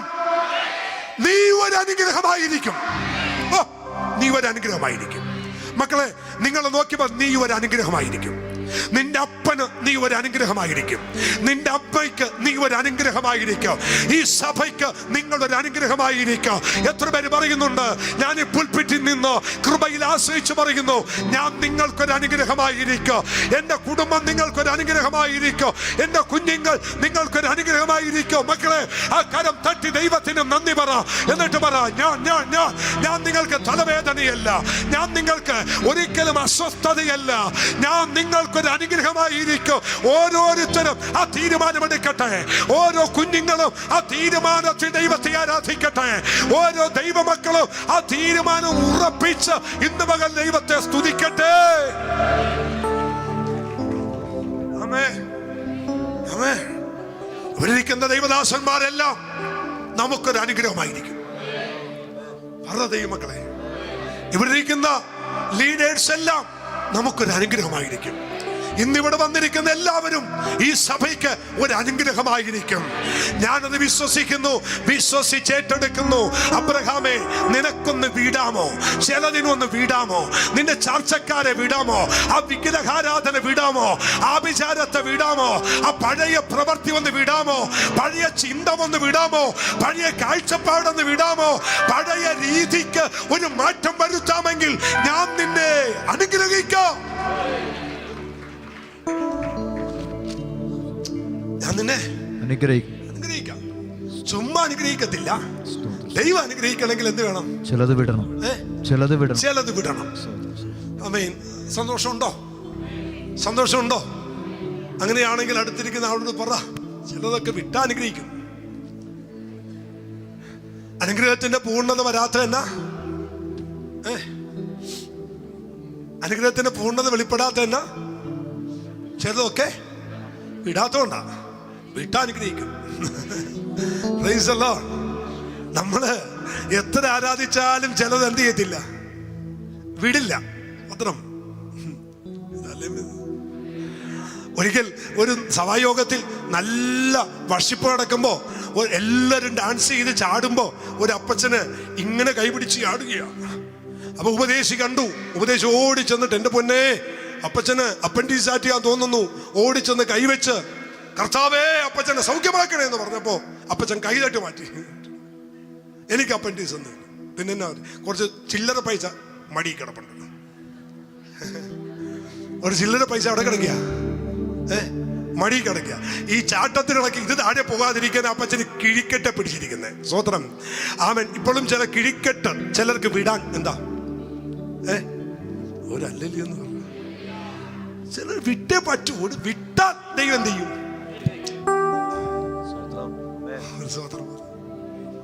വിട്ടാൽ എന്ത് ചെയ്യും? വിട്ടാൽ ഈ തോപ്പമ്പടിയിൽ ഒരുത്തൻ ബൈക്ക് വന്ന വഴിക്ക് അവൻ എന്നോട് പറഞ്ഞ, എല്ലാരും ഊതിക്കുന്ന സമയത്ത് ഈ സാധനം കൊണ്ടുവന്ന അവൻ പറഞ്ഞു, സാറേ ഞാൻ പെണ്ണക്കൂസുകാരനാന്ന് പറഞ്ഞു. പൊക്കോന്ന് പറഞ്ഞു. ഈ വണ്ടി എടുത്ത് പോയപ്പോ പോലീസുകാരനൊരു സംശയം, ഒന്ന് നിന്നെന്നോ, ഒന്ന് ഊതിക്കെന്നോ പറഞ്ഞ് അവിടെ ഉള്ള സകലതും അടിക്കാൻ തുടങ്ങി ചൂള. അപ്പൊ അവൻ പറഞ്ഞു, നീ പെന്തക്കോസുകാരനല്ല. അവ ഇല്ല സാറേ, നീ പെന്തക്കോസുകാരൊന്നും കല്ല് പിടിച്ചണ്ട് ഇങ്ങനെയൊന്നും പോകത്തില്ല. സ്വതന്ത്രം പറഞ്ഞു. എവിടെയെങ്കിലും ഒരു ആമേന്റെ ശബ്ദം കേൾക്കുമെന്ന് ഞാൻ വിചാരിച്ചു. ആമേ, സ്തോത്രം. ഹല്ലേലൂയ. ഞാന് കഴിഞ്ഞ കോട്ടേജ് മീറ്റിംഗ് പറഞ്ഞു, പണ്ട് പഴയ ഹാളിനകത്ത് മീറ്റിംഗ് നടന്ന് ഓൺലൈറ്റ് രാത്രി പ്രാർത്ഥന കഴിഞ്ഞിട്ട് ഞാൻ മേളിലോട്ട് കയറാൻ പോയപ്പോ ഫോർട്ട് കൊച്ചിയിലെ പോലീസുകാർ ജീപ്പിന് ഒരു പയ്യനെയും കൊണ്ട് ഇവിടെ വന്നിരിക്കുന്നു. അവൻ എന്നോട് ചോദിച്ചു, പാർഷ കയറല്ലേ? ഞാൻ ചെന്നായിട്ട്, സാറേ ഇവൻ നിങ്ങളുടെ പള്ളിയിലാണോ? ഞാൻ പറഞ്ഞു, നോക്കട്ടെ. ഞാനത് കണ്ടിട്ട് പോലും ഇല്ല. അവൻ്റെ ഈ ബൈബിളുണ്ട്. അപ്പൊ അവൻ പോണ പോക്കിൽ എവിടെയോ വീട്ടിൽ കക്കാൻ കയറിയതാ. പോലീസ് പിടിച്ചു. അപ്പൊ പറഞ്ഞു, ഞാൻ ആ ചിരട്ടപ്പാലത്ത് നിന്ന് ഓൺലൈറ്റ് കഴിഞ്ഞ് വരികയെന്ന്. അതിനേക്കാൾ വലിയ രസം എന്താന്നാ ലോഡ് സാർ, ഇങ്ങനൊരു ഓൺലൈറ്റ് നടക്കുന്ന കാര്യം ഇവിടെ ഉള്ള ആൾക്കാർക്ക്, അതാണ് എനിക്ക് ഏറ്റവും വലിയ രസം.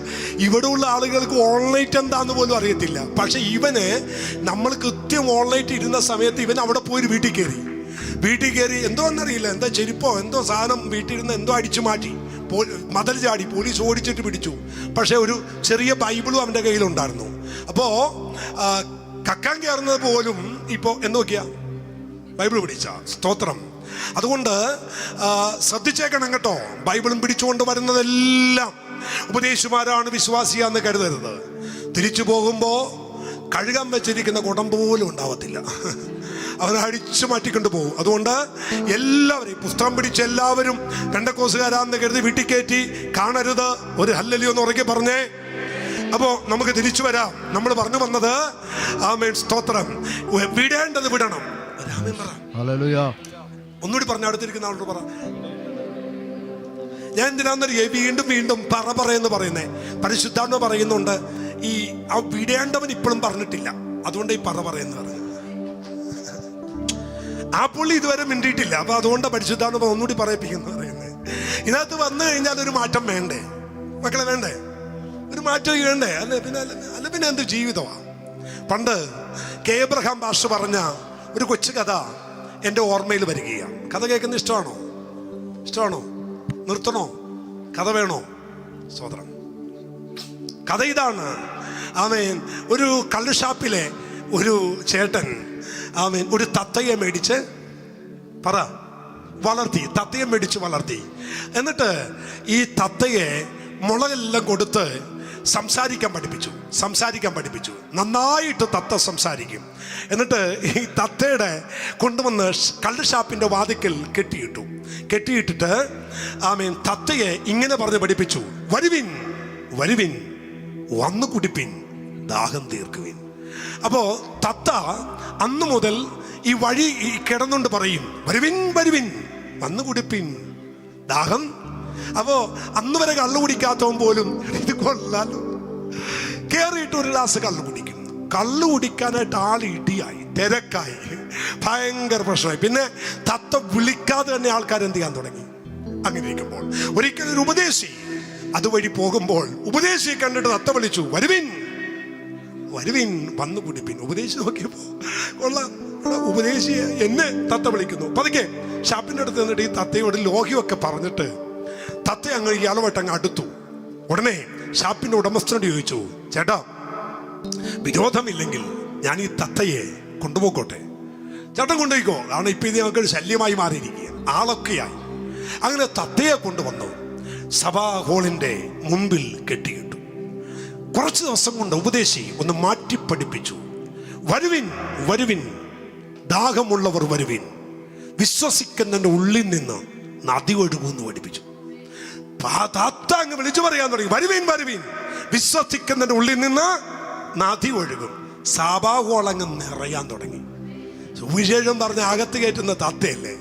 അങ്ങനെ ചർച്ചകൾ നിറഞ്ഞു കവിഞ്ഞ് ഇങ്ങനെ ആരാധിച്ചു പോകുമ്പോ ഒരു ദിവസം ഈ ഷാപ്പിന്റെ ഉടമസ്ഥൻ ഇതുവഴി പോകുമ്പോ ഈ തത്ത കടന്ന് വിളിക്കുന്നു, വരുവിൻ വന്ന് ദാഹം തീർക്കുവിൻ. അപ്പൊ നോക്കി, എന്റെ പഴയ തത്ത. അങ്ങനെ തത്തയെടുത്ത് ലോഹ്യം ചോദിക്കാൻ വേണ്ടി വന്നു. ഞാൻ ചോദിച്ചു, എന്തുണ്ട് തത്തേ, സുഖായിരിക്കുന്നോ? സുഖമാണ് സാറേ. ചോദിച്ചു, ഞാൻ നിന്നോട് ചോദിക്കുന്ന വിരോധമൊന്നും തോന്നരുത്, നിനക്ക് അവിടെയാണോ സുഖം? ഇവിടെയാണോ സുഖം? അത് സാറേ സുഖം ഇവിടെ തന്നെ. അതെന്നാ നിനക്ക് അങ്ങനെ സുഖം പറയാൻ കാര്യം? അതിന് ഒന്ന് രണ്ട് കാരണമുണ്ട്. അവിടെ പലരും മാന്യമായ ഡ്രസ്സിൽ വരും, പോകുമ്പോ വസ്ത്രമില്ലാതെ പോകും. അത് എനിക്ക് ഒരു കുറവാ തത്ത പറയുന്നത്. രണ്ട്, വരുമ്പോ ഹായ് തത്തയെന്ന് പറഞ്ഞ അകത്തോട്ട് പോകുന്നേ സാറേ, പിന്നെ അവർ ഇറങ്ങി വരുമ്പോൾ എൻ്റെ 10 തലമുറക്ക് തെറിയും വിളിച്ചാ പോകുന്നേ.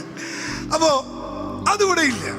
പിന്നെ മൂന്നാമതൊരു കാര്യം, അവന്മാര് കേറിപ്പോകുമ്പോ വല്ലതും തരാന്നൊക്കെ പറഞ്ഞ പോകുന്നേ, പക്ഷെ തിരിച്ചു വരുമ്പോ ഒന്നും തരാറില്ല. പക്ഷെ ഇവിടെ അങ്ങനെയല്ല സാറേ. ഇവിടെ എന്താ, ഇവിടെ നല്ല വസ്ത്രമില്ലാതെയൊക്കെ കയറി വരുന്നേ, പക്ഷെ കുറച്ച് കഴിയുമ്പോ ഇവര് VIP വസ്ത്രമായിടുന്നു. പലരും ഇവിടെ ആമേൻ 2 കാലം 3 കാലയില വരുന്നത് സാറേ, പക്ഷെ പോകുന്നതെല്ലാം നടന്നാ പോകുന്നത്. അതാ വ്യത്യാസം. ഈ വ്യത്യാസം നമുക്ക് വേണ്ടേ? അബ്രഹാമേ, ഞാൻ നിന്നെ അനുഗ്രഹിക്കാൻ പോവുക, പക്ഷേ നീ ദേശത്തെ വിടണം, നീ ചർച്ചക്കാരെ വിടണം, നീ പുതുഭവനത്തെ വിടണം, നിന്റെ പഴയ വ്യർത്ഥമായ പാരമ്പര്യ സാമ്യത നീ വിടണം. നീ ചിലത് വിട്ടാൽ ഞാൻ നിന്നെ അനുഗ്രഹിക്കും. ചിലത് വിട്ടാൽ ഞാൻ നിന്നെ അനുഗ്രഹിക്കും. ഞാൻ ചെയ്യും, അനുഗ്രഹിക്കും. നല്ലൊരു ആമേൻ പറഞ്ഞു. സ്തോത്രം. വിട്ടാൽ അനുഗ്രഹിക്കും, വിട്ടില്ലെങ്കിലോ അനുഗ്രഹം ഉണ്ടാവത്തില്ല. അപ്പൊ അബ്രഹാമിനെ ദൈവം അനുഗ്രഹിച്ചു. മോനെ, ഇനി ഇവിടെ നിന്ന് ഒരു 5 മിനിറ്റ് കൂടി എൻ്റെ മുമ്പിലുള്ളൂ. ഇനി ഷോർട്ടായിട്ട് ഞാൻ പറയാം. ഈ അബ്രഹാമിന്റെ അനുഗ്രഹം അവിടം കൊണ്ടങ്ങ് നിന്നു. എവിടെ കൊണ്ട്? പഴയ നിയമം കൊണ്ട് അബ്രഹാമിന്റെ അനുഗ്രഹം തീർന്നു. പിന്നെ അനുഗ്രഹം ആരംഭിച്ചു. എവിടെയാന്ന് കേൾക്കണ്ടേ? വിശുദ്ധ വേദപുസ്തകത്തിൽ പുതിയ നിയമത്തിൽ 13 സ്ഥലത്ത് യേശുക്രിസ്തു മുഖാന്തിരം എന്ന വാക്കുണ്ട്. എവിടെയാണ്? യേശുക്രിസ്തു മുഖാന്തിരം. പുതിയ നിയമത്തിലോട്ട് വന്നപ്പോൾ ഏറ്റവും ആഴമായി എന്നെ പിടിച്ചു കുലുക്കിയ ഏറ്റവും കാര്യം എന്നാണെന്നറിയാമോ? ദൈവവചനത്തിൽ ആമേൻ 13 സ്ഥലത്ത് പുതിയ നിയമത്തിൽ ആവർത്തിച്ചു, കർത്താവായ യേശുക്രിസ്തു മുഖാന്തിരം നിങ്ങൾ അനുഗ്രഹിക്കപ്പെടും. അങ്ങനെയാണെങ്കിൽ സിയോനിലെ അനുഗ്രഹം പുതിയ നിയമ വിശ്വാസിയിലേക്ക് എങ്ങനെ വരും? അബ്രഹാമിന്റെ അനുഗ്രഹം ക്രിസ്തുവേശുവിലൂടെ ജാതികളായ നമുക്ക് വരേണ്ടത് നമ്മിലേക്ക് വരുന്നു. ശ്രദ്ധിച്ചു കേൾക്ക. ക്രിസ്തുവേശുവിന്റെ അബ്രഹാമിന്റെ അനുഗ്രഹം ക്രിസ്തുവേശുവിലൂടെ ജാതികളായി നമ്മിൽ വരും. അങ്ങനെയാണെങ്കിൽ പഴയ നിയമത്തിലെ അബ്രഹാമിന്റെ അനുഗ്രഹം യേശു ക്രിസ്തു മുഖാന്തിരം നമ്മിലേക്ക് ഇന്ന് പകൽ വരും. അതെന്ന് വെച്ചാൽ യേശു ക്രിസ്തുവിനെ സ്വീകരിച്ചതാണ് നാം അനുഗ്രഹിക്കപ്പെടാനുള്ള കാര്യം. ഒരു ഹല്ലേലൂയ എന്ന് ഉറക്കെ പറഞ്ഞേ. സ്തോത്രം, സ്തോത്രം. ചേട്ടാ സന്തോഷമുണ്ടോ? നമ്മളെ ദൈവം അനുഗ്രഹിച്ചു. എങ്ങനെ അനുഗ്രഹിച്ചു? മുഖാന്തരം ആരാ മോനെ? യേശുക്രിസ്തു. യേശുക്രിസ്തു. നല്ലപോലെ പറ. ശരിക്കും യേശുവിനാൽ അനുഗ്രഹിക്കപ്പെട്ടവരില്ലേ? അനുഗ്രഹിക്കപ്പെട്ടവരില്ലേ? ദൈവം നമ്മെ അനുഗ്രഹിച്ചില്ലേ? ദൈവം നമ്മെ മാനിച്ചില്ലേ? സ്തോത്രം, സ്തോത്രം, സ്തോത്രം, സ്തോത്രം, സ്തോത്രം. എന്താണ് യേശുക്രിസ്തു? അപ്പോ ചിലയിടത്ത് യേശുക്രിസ്തു മുഖാന്തിരം എന്ന് 13 സ്ഥലത്തുണ്ട്. എല്ലാം വായിപ്പിക്കുന്നില്ല, പക്ഷെ ഞാൻ ചിലത് വായിക്കണമെന്നില്ല, ഞാൻ വായിക്കാം. യോഹന്നാൻ 1:17 ന്യായപ്രമാണം മോശ മുഖാന്തരം ലഭിച്ചു, കൃപയും സത്യവും യേശുക്രിസ്തു മുഖാന്തിരം വന്നു. റോമർ 1:8 നിങ്ങളുടെ വിശ്വാസം സർവ്വലോകത്തിനും പ്രസിദ്ധമായിരിക്കുന്നതിനാൽ ഞാൻ ആദ്യം തന്നെ എന്റെ ദൈവത്തിന് യേശുക്രിസ്തു മുഖാന്തിരം നിങ്ങൾക്ക് എല്ലാവർക്കും വേണ്ടി സ്തോത്രം ചെയ്യുന്നു. റോമർ 5:11 അത്രയുമല്ല, നമുക്കിപ്പോൾ നിരപ്പ് ലഭിച്ചതിന് കാരണമായ നമ്മുടെ കർത്താവായ യേശുക്രിസ്തു മുഖാന്തരം ദൈവത്തിൽ പ്രശംസിക്കുകയും ചെയ്യുന്നു. റോമാലേഖനം 5:21 പാപം മരണത്താൽ വാണതുപോലെ കൃപയും നമ്മുടെ കർത്താവായ യേശുക്രിസ്തു മുഖാന്തരം നീതിയാൽ നിത്യജീവനായി വാഴും. ആര് നിമിത്തം? യേശുക്രിസ്തു നിമിത്തം. റോമാലേഖനം 7:25 നമ്മുടെ കർത്താവായ യേശുക്രിസ്തു മുഖാന്തരം ഞാൻ ദൈവത്തിന് സ്തോത്രം ചെയ്യുന്നു. ഇങ്ങനെ ഞാൻ ബുദ്ധി കൊണ്ടും ദൈവത്തിന്റെ പ്രമാണത്തെ ജഡം കൊണ്ടും പാപത്തിന്റെ പ്രമാണത്തെയും സേവിക്കുന്നു. റോമർ 16:26 ഏകജ്ഞാനിയായ ദൈവത്തിന് യേശുക്രിസ്തു മുഖാന്തരം എന്നേക്കും മഹത്വം ഉണ്ടാകട്ടെ. എഫേസ്യർ 1:5 തിരുഹിതത്തിന്റെ പ്രസാദപ്രകാരം യേശുക്രിസ്തു മുഖാന്തരം നമ്മെ തെരഞ്ഞെടുത്തിരിക്കുന്നു. എബ്രായർ 13:21 നിങ്ങളെ അവന്റെ ഇഷ്ടം ചെയ്യുവാൻ തക്കവണ്ണം എല്ലാ നന്മയിലും യഥാസ്ഥാനപ്പെടുത്തി തനിക്ക് പ്രസാദമുള്ളത് യേശുക്രിസ്തു മുഖാന്തരം നമ്മിൽ നിവർത്തിക്കുമാറാവട്ടെ. യൂദായുടെ ലേഖനം 1:25 നമ്മുടെ കർത്താവായ യേശുക്രിസ്തു മുഖാന്തരം നമ്മുടെ രക്ഷിതാവായ ഏക ദൈവത്തിന് തന്നെ സർവ്വലോകത്തിനു മുമ്പേ സദാകാലത്തോളം തേജസ്സും മഹിമയും ബലവും അധികാരവും ഉണ്ടാവട്ടെ. 1 കൊരിന്ത്യർ ലേഖനം 15:55 ശ്രദ്ധിച്ചു കേൾക്കണേ. ഹേ മരണമേ നിന്റെ ജയം എവിടെ? ഹേ മരണമേ നിന്റെ വിഷമുള്ളവിടെ? മരണത്തിന്റെ വിഷമുള്ള പാപത്തിന്റെ ശക്തിയോ ന്യായപ്രമാണം. നമ്മുടെ കർത്താവായ യേശുക്രിസ്തു മുഖാന്തരം നമുക്ക് ജയം നൽകിയ ദൈവത്തിന് സ്തോത്രം. ഹല്ലേലൂയ. സ്വതന്ത്രം, സ്വതന്ത്രം, സ്വതന്ത്രം, സ്വതന്ത്രം, സ്വതന്ത്രം. ഞാന് അവൻ ഇനി ഇങ്ങോട്ട് പറഞ്ഞാലുണ്ടല്ലോ, സ്തോത്രം, നിന്ന് പറഞ്ഞ തീരില്ല. ദൈവമക്കളെ, സകല അനുഗ്രഹവും വന്ന് നിൽക്കുന്നത് ആരില്ലാന്നറിയോ? യേശുക്രിസ്തുവില്ല. ഈ യേശുവിനെ വിട്ടിട്ട് നമുക്കൊരു പരിപാടിയില്ല. നാം അനുഗ്രഹിക്കപ്പെടണോ? യേശുക്രിസ്തു മുഖാന്തരം. തെസ്സലോനിക്ക ലേഖനത്തിൽ പറയുന്നു, അവൻ അവന്റെ വരവെങ്കിൽ താഴ്ചയുള്ള ശരീരം, മൺമയമായ ശരീരം വിൺമയമായ ശരീരമായി തീരുന്നത് യേശുക്രിസ്തു മുഖാന്തരമാണ്. അങ്ങനെയാണെങ്കിൽ നമ്മുടെ ഉയർപ്പ്, നമ്മുടെ അനുഗ്രഹം യേശുക്രിസ്തു മുഖാന്തരമാണ്. സിയോണിൽ നിന്നും ദൈവം നമ്മെ അനുഗ്രഹിക്കും. എങ്ങനെ അനുഗ്രഹിക്കും? ഏത് മുഖാന്തരം അനുഗ്രഹിക്കും? യേശുക്രിസ്തു മുഖാന്തരം. മക്കളെ, ഒന്ന് ഉറക്കെ പറയാമോ? ആര് മുഖാന്തരമാണ് നമ്മൾ അനുഗ്രഹിക്കപ്പെടുന്നേ? ഉറക്കെ പറ. ഞങ്ങൾ യേശുവിനെ, നിങ്ങൾ യേശുവിനെ സ്വീകരിക്കാൻ നിങ്ങളെ സമ്മതിപ്പിക്കുന്നതിന്റെ ഒരു കാരണം എന്താണെന്നറിയാമോ? എന്തെങ്കിലും ഉണ്ടെങ്കിൽ യേശുക്രിസ്തു മുഖാന്തരമാണ്. കാനാവിലെ കല്യാണ വീട്ടിൽ വീഞ്ഞ് തീർന്നു പോയപ്പോ മറിയ കല്യാണ വാഴിയോട് പറയുന്നു, അവൻ എന്തെങ്കിലും കൽപ്പിച്ചാൽ അത് ചെയ്യുവീൻ. അവൻ മുഖാന്തരമാണ് പച്ചവെള്ളം വീഞ്ഞായി മാറുന്നത്. അവൻ മുഖാന്തരമാണ് കാലിയായ പടക് നിറയുന്നത്. അവൻ മുഖാന്തരമാണ് നിന്റെ ജീവിതത്തിൽ അർത്ഥമുണ്ടാവുന്നത്. അവൻ മുഖാന്തരമാണ് നിന്റെ സ്ഥിതി മാറുന്നത്. കരം തൊട്ട് ദൈവത്തെ ആരാധിക്കാമോ? അവൻ മുഖാന്തരം നിന്റെ സ്ഥിതിക്ക് ഭേദം വരും. മുഖാന്തരം. സ്തോത്രം, സ്തോത്രം, സ്തോത്രം, സ്തോത്രം, സ്തോത്രം. എനിക്കങ്ങ് ഭയങ്കര സന്തോഷമാണ്. അവൻ ഈ വാക്യമൊക്കെ വായിച്ച് ഇതങ്ങ് ഹൃദയത്തിൽ ധ്യാനിക്കുമ്പോ എന്തൊരു ആനന്ദമാണെന്നറിയോ? ക്രിസ്തുയേശു മുഖാന്തരമാണ് എനിക്ക് എന്ത് വരുന്നത്? അനുഗ്രഹം വരുന്നത്. അങ്ങനെയാണെങ്കിൽ ഞാൻ അതെല്ലാം വെട്ടിക്കുറച്ചിട്ട് ഒരു വാക്യം കൂടി ഒന്ന് വായിക്കാം കേട്ടോ. അപ്പോസ്തലർ 3:26 എടുത്ത് അതൊന്ന് വായിക്കണം. അതൊന്ന് വായിച്ചെന്നെ സഹായിക്കണം. വേഗം. നിങ്ങൾ ആദ്യമേ ദൈവം തന്റെ ദാസനായ യേശുവിനെ എഴുന്നേൽപ്പിച്ച് ഓരോരുത്തരും അവനവന്റെ അകൃത്യങ്ങളിൽ നിന്ന് തിരിക്കുന്നതിനാൽ, നിങ്ങൾക്ക് ആദ്യമേ ദൈവം തന്റെ ദാസനെ യേശുവിനെ എഴുന്നേൽപ്പിച്ചു ഓരോരുത്തരെ അവനവന്റെ അകൃത്യങ്ങളിൽ നിന്നും തിരിക്കുന്നതിനാൽ നിങ്ങളെ അനുഗ്രഹിക്കേണ്ടതിന്. ആരെ അനുഗ്രഹിക്കേണ്ടതിന്? നിങ്ങളെ. ശ്രദ്ധിച്ചേ, നിങ്ങൾക്ക് ആദ്യമേ ദൈവം തന്റെ ദാസനായ യേശുവിനെ എഴുന്നേൽപ്പിച്ചു. എന്തിനാ യേശുവിനെ എഴുന്നേൽപ്പിച്ചേ? ഓരോരുത്തരും അവനവന്റെ അകൃത്യങ്ങളിൽ നിന്ന് തിരിക്കുന്നതിനാൽ.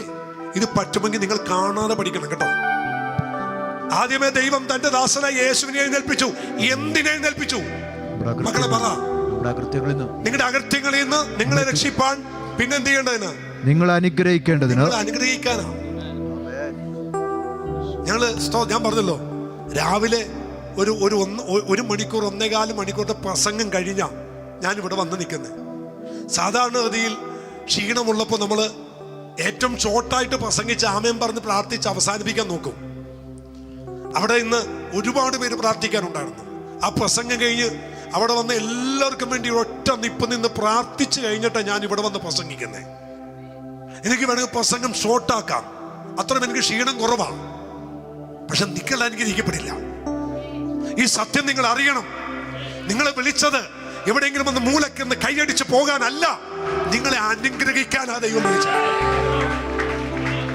അതുകൊണ്ട് ഇന്ന് നിങ്ങൾ ചാടകുടഞ്ഞ് എഴുന്നേറ്റേ പറ്റൂ.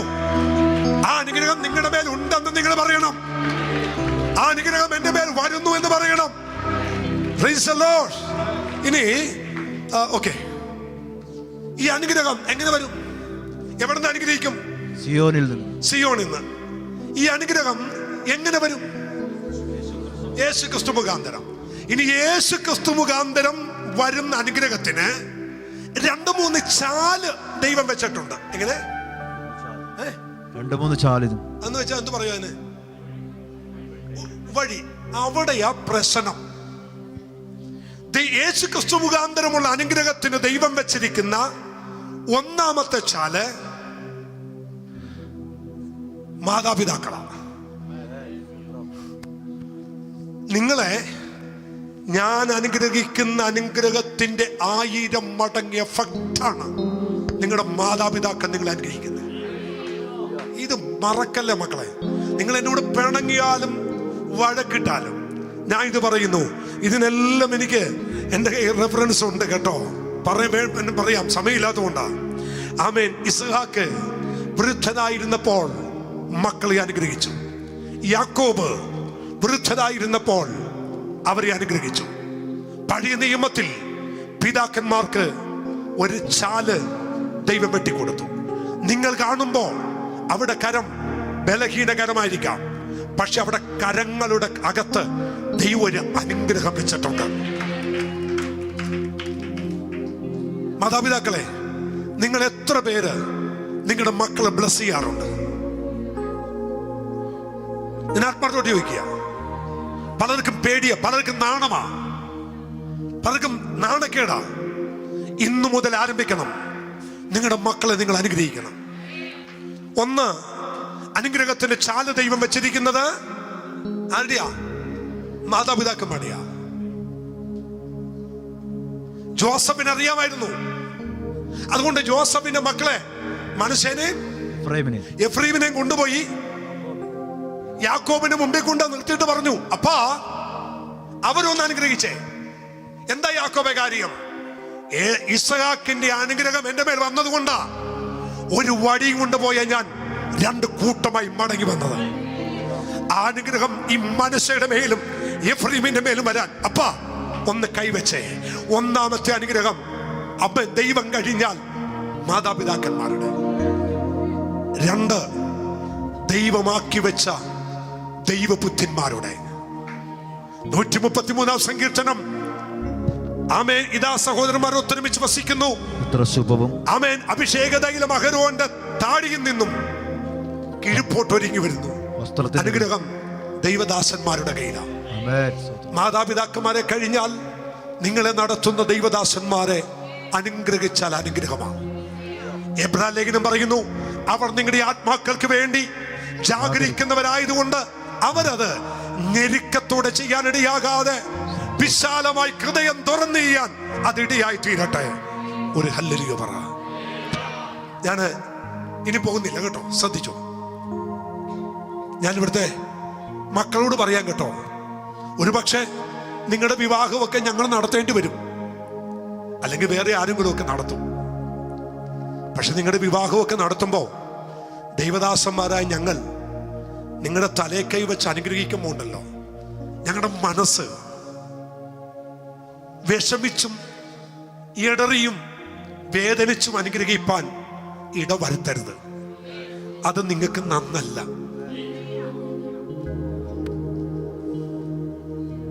കർത്താവേ, ഞങ്ങളുടെ ചർച്ചിലെ ഇന്ന മോളുടെ കല്യാണമാ, ആ കല്യാണത്തിന് പോകാൻ ഒരു ഇൻട്രസ്റ്റാ, അവളൊന്ന് അനുഗ്രഹിക്കാൻ ഒരു സന്തോഷമാ. കാരണം അവള് മാതാപിതാക്കൾക്ക് പേരുദോഷം ഉണ്ടാക്കിയിട്ടില്ല, സഭക്ക് പേരുദോഷം ഉണ്ടാക്കിയിട്ടില്ല. അവളെ മാതാപിതാക്കളും ദൈവദാസന്മാരും ഒരുമിച്ച് അനുഗ്രഹിക്കും. ഈ അനുഗ്രഹം വെളിപ്പെടും. കർത്താവിന് സ്തോത്രം ചെയ്തു. 2 മിനിറ്റ്. ഈ അനുഗ്രഹം 5 വിരലുകൾ എന്ന പോലെ 5 വിരലുകളിലൂടെയാണ് വരുന്നത്. ഒന്നാമത്തെ അനുഗ്രഹം ജീവിതത്തിൽ ലഭിക്കുന്ന വിടുതൽ ഒരു അനുഗ്രഹമാണ്. ഏത് വിടുതൽ? ഭയത്തിൽ നിന്നുള്ള വിടുതൽ. ഏശാവിന് ഉണ്ടായ ഭയം ചേട്ടനോടുള്ള ഭയമാ. ആ ഭയത്തിൽ നിന്നുള്ള വിടുതൽ ഒരു അനുഗ്രഹമാണ്. റെഫറൻസ് ഞാൻ പറയുന്നില്ല, രണ്ടായി അടുത്തുവിടുകയ. സങ്കീർത്തനം 21, 29, 11. സമാധാനം എന്താണ്? ഒരു അനുഗ്രഹം. ആമേൻ. യഹോവ തന്റെ ജനത്തിന് ശക്തി നൽകും. വേണ്ട, ഞാൻ വായിക്കട്ടെ, ഞാൻ പറഞ്ഞു വിട്ടേക്കാം. ഒന്ന് ഞാൻ പറഞ്ഞില്ല, ഒരു വിടുതൽ ഒരു അനുഗ്രഹമാണ്.